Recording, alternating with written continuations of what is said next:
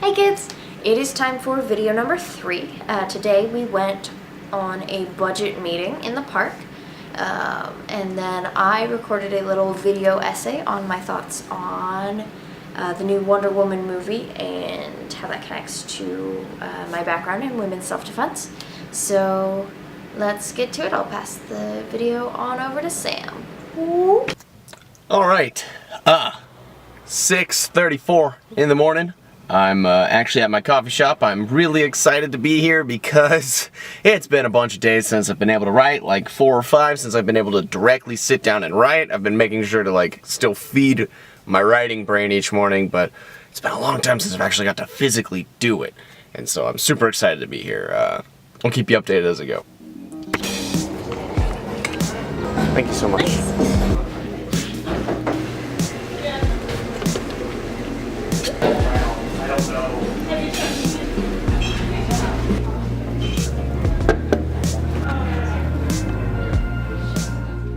Alright kids, it's been about 40 minutes since I last turned the camera on, and I had the unfortunate realization that if I turn this thing on before writing, the writing's probably not going to get done. Because writing engages a very different set of brain muscles than this vlogging thing does. And the moment I begin vlogging, it switches gears almost. I'm engaging my mouth instead of, for lack of a better word, my soul and heart and my imagination. I'm engaging with the here and now in my mouth, and that's not good for the energy. So I don't think I'm gonna get any writing done today, which is sad. But I learned an important thing, which is that I need to do the writing first and not turn this camera on until after it's done, in order to have a clear division of labor and where to put my energy. So that's good to know. Time to go home.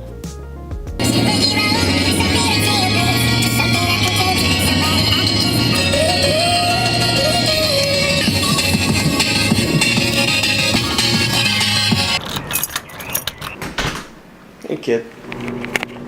Okay, so back in the house. Took a long nap forever. Out of focus, back in focus. And so now we are going to go to the park, have a meeting, and then I think we're going to try and figure out some sort of adventure. You know what? Not quite so sure. Anyways, hang with us kids, we're still learning.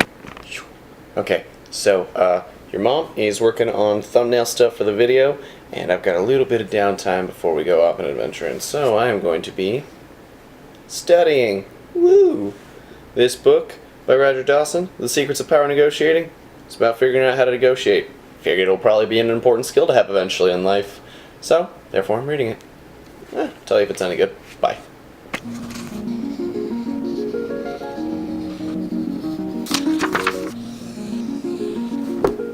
Okay, kids, I will go on about that thing I was reading in a moment, but I have to share this. Look at this. This is the thumbnail I made for our video. This is what I made. It's pretty decent. You could put some text next to it. And this is the one Rebecca made. That's so much better. And you were nervous to even do it, and now I feel rightfully outclassed. Show me the other one again. Pea colored. Yours. Not pea colored. My God, what would I do without you? It's good to be mediocre thumbnail. What did you just say? I said you're a sore loser. Why is that? Because you lost again. I win. At what? I don't have enough fingers anymore, and I live For in what? Rochester tomorrow night. I won 11 days in a row now. Camera, she's lying.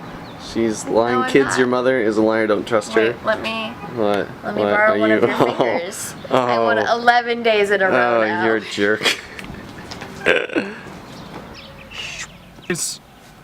Roger Dawson said in the chapters I read to always ask for trade-offs. If you are negotiating with someone, you're in a used car salesman situation, and he's like, oh, could you sign this for me today? And normally you would say sure, but you're like, I have to ask my insert vague authority, my family, the counselors of council people, or any other vague authority that they can't mess with. You say, oh, I have to check with my blank, but if I could do this for you, what could you do for me? because it doesn't cost you anything. And half the time they'll be like, I'll give you $1 million. Some shit like that, and there's really no downside. Yes. And so that is what I learned in the chapter today. Now it is time to go be park people and figure out how we're gonna do this whole project and money stuff, and then hopefully we'll find an adventure to do. Does that sound good to you, camera lady? Uh-huh. What was that? Uh-huh. I can't hear you. Yes, that sounds good. Okay, okay. Ah! Blah.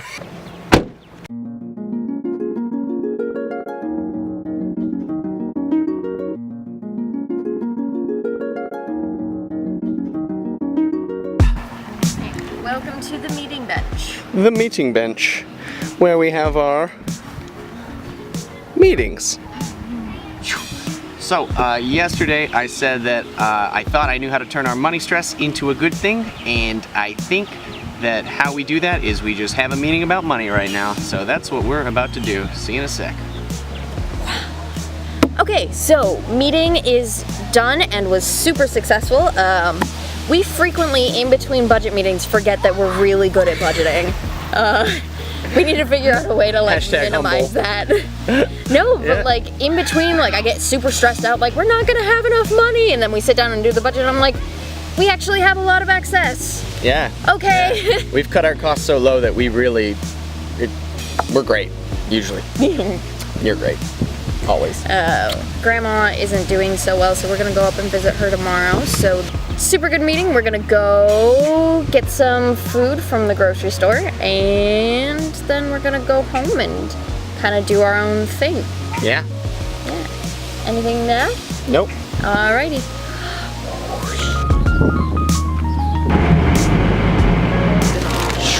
Okay. We have $4 at the HEB. Dollar bread. Dollar milk. $1.50 thing for me. White flesh peaches. How much? $2.98 a pound. So I have two. So dollar total $4.49. Hey kids! So today I decided to record a little video essay on some of my thoughts on Wonder Woman. I really wanted to just talk to you about it because it's a really important thing right now. Hopefully it'll be super normal by the time you guys come around. But right now it's not super normal to have a big blockbuster with a female lead that's a superhero movie and is actually really good. So here are my thoughts. Today we're going to use Wonder Woman to examine violence as a gendered and a masculine thing. The vicarious exploration of violence by the female audience that occurred in the film, the Amazons and the implication of an all-female society on gendered violence, and I also wanted to put in some notes about racial representation and how that pertains to women's self-defense. Today I'm going to talk about this because I am a women's self-defense instructor, and it's a cause that's very close to my heart, and I enjoy talking about it a lot and examining it. And also I'm a giant comic book nerd, and Wonder Woman is my favorite character in pretty much all of comics. So let's get started. Let's begin by examining aggression and violence as a gendered issue. It's pretty widely accepted in our society that aggression and violence are masculine. It's pretty much taken for granted by pretty much everyone, even in the most feminist of circles. You see this idea very often that aggression and violence are the territory of men, that it's a morally inferior space that they inhabit. This is very evident in the way that men and women view violence and aggression differently. Women tend to view aggression as a lapse in control. So when they are aggressive themselves or see aggression, it creates this feeling of guilt. You see this a lot with women in self-defense. They're trying to exercise this aggression, and it feels like they're violating some sort of rule, and so they feel guilty and afraid. Men, on the other hand, tend to see aggression as a tool for control. So when they're aggressive and when they inhabit this aggression, they feel powerful and in control, which is a very distinct difference in the way that men and women see violence, which tends to lead us towards this moralization violence because of the way that aggression is expressed a lot of times in violence against women. So we misattribute the problem being aggression itself, which leads to a lot of different problems, one of which is called the purity pedestal. It's this idea that that by... Can you pause it? And then... Yeah, absolutely. Sweet. Yeah, you're on a roll there. Good job. Let's roll. Take part 2. So one of the ways that this is expressed is what we call a purity pedestal, which is a result of glorifying and exalting certain feminine characteristics, there were air quotes around feminine, feminine characteristics or virtues, such as pacifism and kindness, all of these things that are seen as very morally superior feminine virtues, like altruism and self-sacrifice and loyalty and vulnerability, and we get into non-reciprocal openness, which is much more under the surface, but it still results from this idea that a lack of aggression is somehow more moral than aggression. And so that's when you get into the problem of this actually robs women of power. This is an institution that's put in place to tell women that we have more power and better power and worthier power. We have the power to civilize men and bring them up to our moral level, which is something that a lot of feminism struggles with, is feeling like you at that point you can't utilize aggression even in self-defense because it somehow brings women down to the level of men, which becomes a real problem because we're not just talking about wielding political power, we're talking about defending our own selves.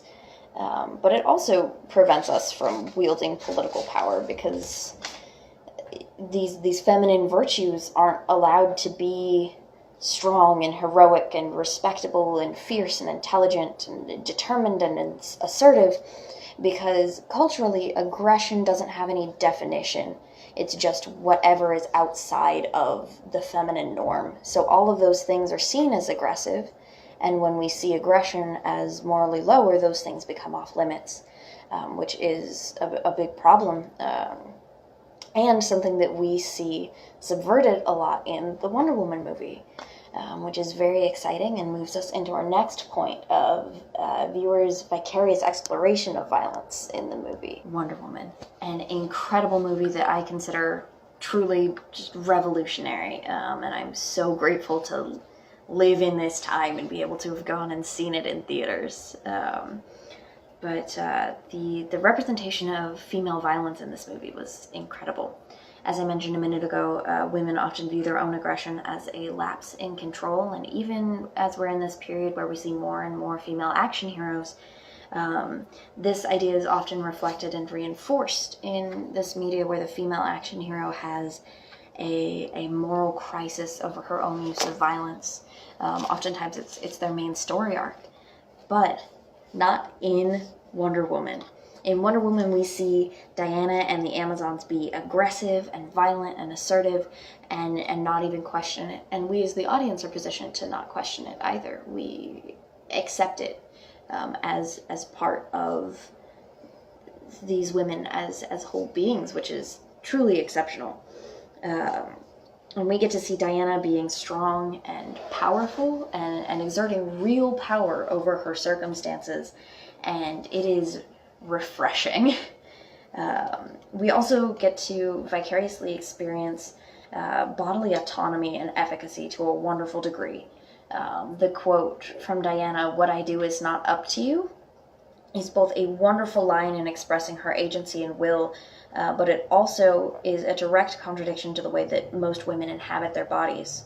Violence against women renders our bodies as this passive thing that violence is done to, rather than an active thing that we use and control and inhabit. And here, instead of seeing women beaten and raped and murdered like we see all over modern media, instead we see them being powerful, running and writing and fighting and getting to actually be in control of their circumstances, or exert some control there, which is really wonderful. We also get to see Diana's efficacy, her just straight up power, which is awesome. One of the very common myths surrounding women's self-defense is that women aren't strong enough to adequately defend themselves, which gives rise to all of these factually incorrect ideas that women trying to defend themselves will only make their attackers angrier. It will make them hurt them more. They won't be able to get away. And we see this all the time in media. Is we see women, whenever there's a situation like that, we never see them getting away. That's never represented. And so in this movie, though we don't see Diana directly in a situation like that, we do see her being physically powerful and being able to physically influence her circumstances, and that was incredibly wonderful. And we see that with the rest of the Amazons as well. That battle scene was awesome. Which actually brings me to my next point, the Amazons and the implication of an all-female society. So what I find really interesting about the Amazons in particular is the exploration of what's called unnatural or forced femininity, and how that is expressed in an all-female society. So unnatural femininity is defined as a collection of specific habits that mark us culturally as successful women. Women are rewarded for cultivating physical differences from men, such as through things like body maintenance, diet and exercise to be skinny, clothing, hair, makeup, posture, gait, attitude. And none of these things are necessarily bad in and of themselves, but when they're compulsory, they become coupled with these subservient attitudes, such as a disproportionate concern for others, 24/7 pleasantness, and acquiescence. And these are, not coincidentally, the things that make us really bad fighters as women. Things that we learn that aren't necessarily natural. A lot of times is what you see as being barriers to women in self-defense, like giggling. We're socialized to giggle when we get uncomfortable, which means a lot of women's first reaction to a violent situation is to giggle and to try to make the situation seem less serious, and then also to play into that expectation of 24/7 pleasantness and also never to offend, those sort of things that make us unable to physically defend our boundaries. So these things are, again, have an actual physical impact. But forced femininity also demands that we always be presentable and pleasing to men. And the Amazons don't really have that problem, considering there are no men on their island. So I think it's interesting that freed from these expectations, they are able to be loud and big and strong and messy and take up space, to be dirty and violent and all of these other things that are off limits to normal women in our society. And none of that is to say that life would be better off without men. But it is interesting that in the absence of a strict hierarchical understanding of gender, the positive parts of what we understand to be femininity are allowed to be incorporated into a larger definition of womanhood. Even though the Amazons have this very strict cultural sort of expectation, it still allows for a larger understanding of personhood, which I think is very interesting. Alright, well that concludes our little video essay for tonight. I hope you enjoyed it and that it was informative on why this movie is so important and relevant right now, and will hopefully mark a turning point in our popular culture. Thanks for listening, and I'll talk to you later. Hey guys! Hope you enjoyed the video today. Our question for you is, how do you handle budgeting? Do you have any guiding principles that you try to keep to? Do you Are you super strict with it? Are you kind of more flexible? If you do it with another person, how do you deal with communication and meetings and all of that? We'd really like to hear your answers, so go ahead and leave it in the comments below. We'll see you next time. Remember, kids, you can do anything and everything you set your mind to. Good night.